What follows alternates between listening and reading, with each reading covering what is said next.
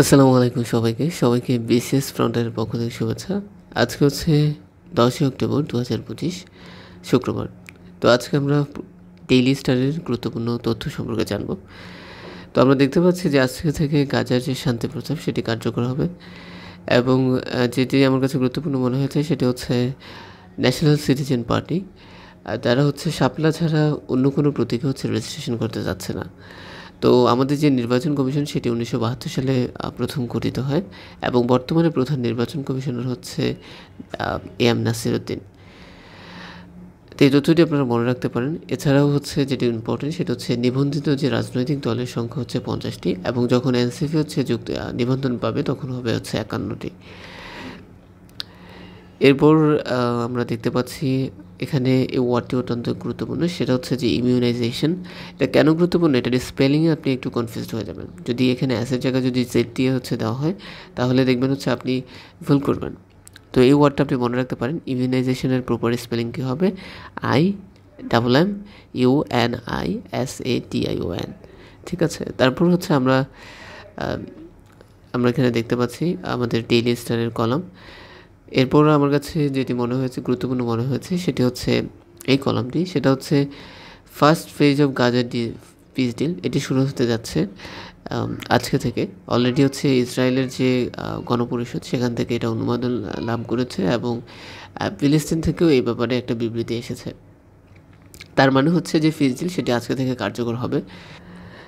তো এখানে যে টার্মটা আছে সেটা হচ্ছে চিজফায়ার।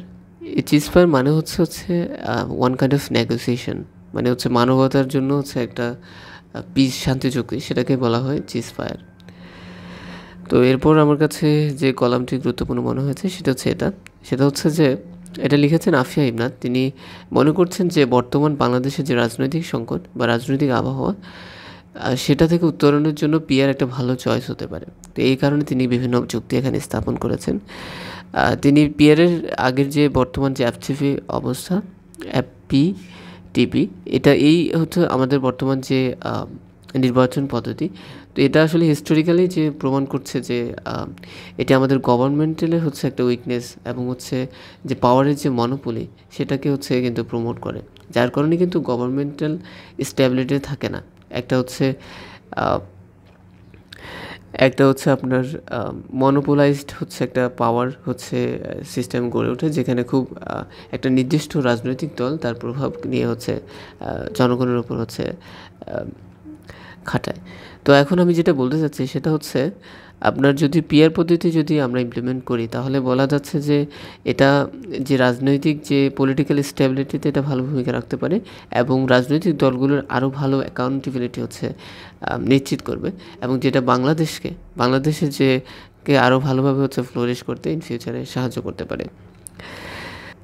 তারপর এখানে একটা কলাম দেখতে পাচ্ছি, এটা হচ্ছে যে global south should lead the ethical AI drive. তার মানে হচ্ছে সাউথ মানে হচ্ছে উত্তরেই কিন্তু হচ্ছে এআইয়ের যে এখন যে ইমপ্লিকেশান বা এর যে গুরুত্ব, এটা নিয়ে কিন্তু প্রত্যেক মানুষ হচ্ছে খুবই সচেতন এবং তারা এই বিষয় নিয়ে খুব কথা বলছে। ইভেন ইউএসএ, তারপরে আপনার চায়না, তারা কিন্তু অনেক বড় বড় ইনভেস্ট কিন্তু এআই সেক্টরে করছে।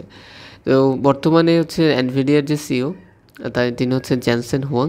এই নামটা মনে রাখতে পারেন যে এনভিডিয়া যারা হচ্ছে চিপ তৈরি করে থাকে, যেগুলো আপনার যে আর্টিফিশিয়াল ইন্টেলিজেন্স এদেরকে ট্রেন করার জন্য ব্যবহার করা হয়ে থাকে।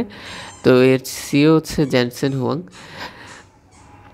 এরপর হচ্ছে যে তো এই কলামের শেষে আসলে এখানে একটা ওয়ার্ড আছে, সেটা হচ্ছে অলিগার্সি মানে হচ্ছে আপনার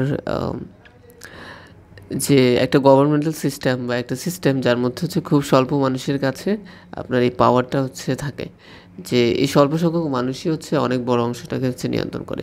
তো এআই রোলটাও ঠিক এরকম। ইন ফিউচারে এআইয়ের হচ্ছে একটা ড্রাইভেন একটা রোল থাকবে, যেখানে যারা হচ্ছে এআই প্রযুক্তিকে ভালোভাবে কাজ করবে, যে পৃথিবীর যে দেশগুলো, তারাই কিন্তু হচ্ছে ইকোনমিক্যালি, তারপরে আপনার পলিটিক্যালি সব দিক থেকে তারা কিন্তু হচ্ছে ভালো একটা হচ্ছে পাবে। তারপর আমার কাছে এই কলামটি গুরুত্বপূর্ণ মনে হয়েছে, সেটি হচ্ছে এটি। এবং এখানে দেখা যাচ্ছে যে truth is defeating Israel's monopoly over the victim narrative. তো ইসরায়েল নিজেদেরকে কিন্তু সবসময় হচ্ছে ভিকটিম রোল হিসেবে দাবি করে আসছে, কিন্তু দেখা যাচ্ছে যে বর্তমানে তাদের যে এই যে ফিলিস্তিনকে উপর যে আক্রমণ গত 2 বছর থেকে যে যুদ্ধ চলেছে, এটি শুরু হয়েছিল 2023 সালের হচ্ছে 7ই অক্টোবর থেকে, অক্টোবর 7 থেকে শুরু হয়ে 2024 এবং এখন 2025, তার মানে প্রায় 2 বছর এই যুদ্ধ হচ্ছে চলেছে এবং সেখানে ইসরায়েল ব্যাপক হচ্ছে জেনোসাইড হচ্ছে তারা হচ্ছে ফিলিস্তিনের উপর চালিয়েছে। তো এই জিনিসটা মানুষের যে বিশ্বাস সেটা কিন্তু পুরো পৃথিবীকে নাড়িয়ে দিয়েছে এবং ইসরায়েলের যে ভিকটিম রোল, তারা হামাসের ব্যাপারে কথা বলছে, কিন্তু তাদের যে কাঠামো, তাদের যে রাজনৈতিক সিস্টেম, এটা কিন্তু এখন মানুষজন এই ন্যারেটিভটা কিন্তু মানুষ এখন অ্যাকসেপ্ট করছে না। এরপর আমার কাছে যে কলামটি গুরুত্বপূর্ণ মনে হচ্ছে, এখানে একটা টার্ম আছে, এটা হচ্ছে ডিসপিউট। আপনারা ডিসপিউট শব্দের অর্থ হচ্ছে ডিসঅ্যাগ্রিমেন্ট। ডিসপিউট মানে হচ্ছে ডিসঅ্যাগ্রিমেন্ট। তারপর হচ্ছে আমরা দেখতে পাচ্ছি ডেইলি স্টার কলাম, ইনফ্লেশন মানে কি আপনারা একটু কমেন্ট সেকশনে জানান। আচ্ছা, এখানে একটা টার্ম আছে, সেটা হচ্ছে বাইক্যামেরালিজম। এটার মানে হচ্ছে দ্বিকক্ষ বিশিষ্ট সংসদ। তো এখানে এই কলামটা মনে করছে নিয়ে হচ্ছে এই কলামে বলা হচ্ছে যে Bangladesh is not ready for upper house, মানে হচ্ছে দ্বিকক্ষ বিশিষ্ট সংসদের জন্য বাংলাদেশ কিন্তু এখনও প্রস্তুত না। তো আমি একটা ভিডিও হচ্ছে দেব যে পিআর পদ্ধতি এর সুবিধা এবং অসুবিধা নিয়ে। তো এটার মেইন হচ্ছে রিজন হচ্ছে যে বাংলাদেশে এখন কিন্তু গভর্নমেন্টের খুব ভঙ্গুর একটা অবস্থা চলছে। মানে আমাদের দেশ যে আমাদেরকে একটা সামনে একটা সুষ্ঠু নির্বাচন উপহার দিতে পারবে, এই বিশ্বাস কিন্তু এখনও আমাদের যে নির্বাচন কমিশন তারা কিন্তু এখন অর্জন করতে পারেনি। তো এখন কিছু কিছু বিশেষজ্ঞ মনে করছে যে আপনার যদি দ্বিকক্ষ বিশিষ্ট সংসদের দিকে নজর না দিয়ে আমরা যদি আমাদের রাজনৈতিক আমাদের যে নির্বাচনী কাঠামো সেটাকে যদি আগের নিয়ম থেকে আগের ভাবেই আমরা যে নির্বাচন করি এবং সেটাকে আরও শক্তিশালীভাবে হচ্ছে সেটার ইমপ্লিমেন্টেশন দেখাতে পারি, তাহলে কিন্তু রাজনীতির বাংলাদেশের যে সংকট সেটা আমরা হচ্ছে উত্তরণে আমরা আমরা হচ্ছে সেটা থেকে বের হতে পারবো। তো এই কলামটি আপনারা পড়তে পারেন। এরপর গতকালকে হচ্ছে সাহিত্যে নোবেল দেওয়া হয়েছে, এটি পেয়েছে ক্রাস নাহরকাই। তো তিনি হচ্ছে হাঙ্গেরিয়ান লিড রাইটার এবং তিনি সাহিত্যে এবছর হচ্ছে 2025 সালে হচ্ছে নোবেল প্রাইজ পেয়েছে। তাছাড়া অলরেডি মেডিসিন এবং ফিজিক্স এবং কেমিস্ট্রিতে নোবেল প্রাইজ ঘোষণা করেছে। তো আপনারা যারা হচ্ছে জানেন তারা আমাদের কমেন্ট সেকশনে এই ব্যাপারে জানাতে পারেন।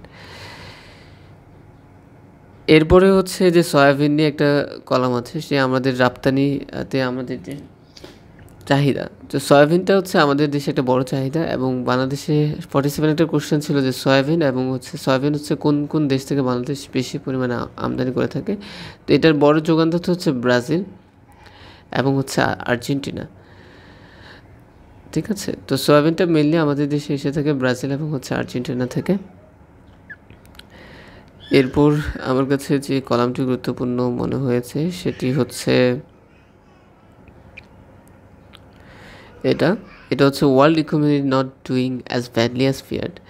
মানে হচ্ছে এটা লিখেছেন হচ্ছে এটা আইএমএফ চিফের কথা, যে ওয়ার্ল্ডে যেভাবে বর্তমান যে সংকট সেটা হচ্ছে কোভিডের পরে যেরকম আমাদের তাদের যে চিন্তাভাবনা ছিল তার থেকে বেটার ভাবে হচ্ছে বর্তমান বিশ্বের অর্থনীতি কাজ করছে।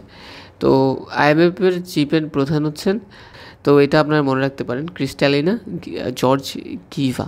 ঠিক আছে, এই নামটা আপনারা মনে রাখতে পারেন, যে কোনো পরীক্ষা চলে আসতে পারে যে আইএমএফ বর্তমানে প্রধানের নাম কি। তো তিনি বলছেন যে বর্তমান যে অর্থনীতি সেটা একটা প্রলংড আনসার্টেনিটি এবং হচ্ছে ওভারহেলমিং মিডিয়াম টার্ম গ্রোথ প্রসপেক্টের দিক থেকে চিন্তা করলে এটার ভবিষ্যতে আমরা একটা ভালো বিশ্বের যে অর্থনীতি সেটা আরও ভালোভাবে হচ্ছে কাজ করবে। তো আজকের হচ্ছে এটাই, আজকের ডেইলি স্টারের গুরুত্বপূর্ণ তথ্য নিয়ে আপনাদের সাথে কথা বললাম। দেখি আমরা একটু রিক্যাপ করে দেখি আমাদের কোনো ইনফরমেশন হচ্ছে বাদ পড়ছে কিনা।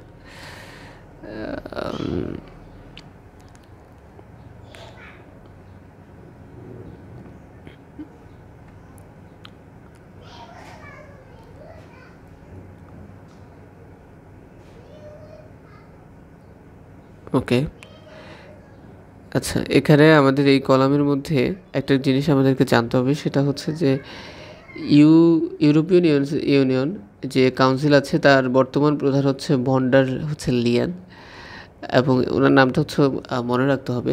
এছাড়া যুক্তরাজ্যের বর্তমান প্রধানমন্ত্রীর নাম হচ্ছে কিয়ার স্টেমার, যুক্তরাজ্যের প্রধানমন্ত্রী, আর ইনি হচ্ছে নরেন্দ্র মোদী। ওনারা কথা বলছেন, তো আপনারা এই নাম তিনটা মনে রাখতে পারেন। তো ধন্যবাদ সবাইকে, আজকে এ পর্যন্তই। প্রথম আলো এবং দৈনিক ডেইলি স্টার, তাছাড়া বিভিন্ন বিষয় নিয়ে আমরা ভিডিও বানিয়ে থাকি। তো আমাদের বিজ্ঞান ক্লাস একটা ভিডিও বানিয়েছিলাম 49-এর প্রশ্ন, আজকে পরীক্ষা হয়েছে, তো আমরা বিজ্ঞান নিয়ে একটা ভিডিও বানিয়েছিলাম। তো ওখানে অল্প কয়টা প্রশ্ন ছিল, আপনারা জাস্ট একটু গিয়ে দেখেন। আমাদের ওখান থেকে কিন্তু ওই ভিডিওটা আমি অনেক আগে বানিয়েছি, এবং ওখান থেকে কিন্তু একটা প্রশ্ন হচ্ছে 49 বিসিএস হচ্ছে এসেছে। তো আপনারা হচ্ছে একটু দেখতে পারেন। তো আমরা শুধুমাত্র গুরুত্বপূর্ণ ইনফো নিয়ে হচ্ছে ভিডিও বানিয়ে থাকি, এবং ভিডিওগুলো ভালো লাগলে অবশ্যই আমাদের চ্যানেলটা সাবস্ক্রাইব করে রাখবেন। ধন্যবাদ।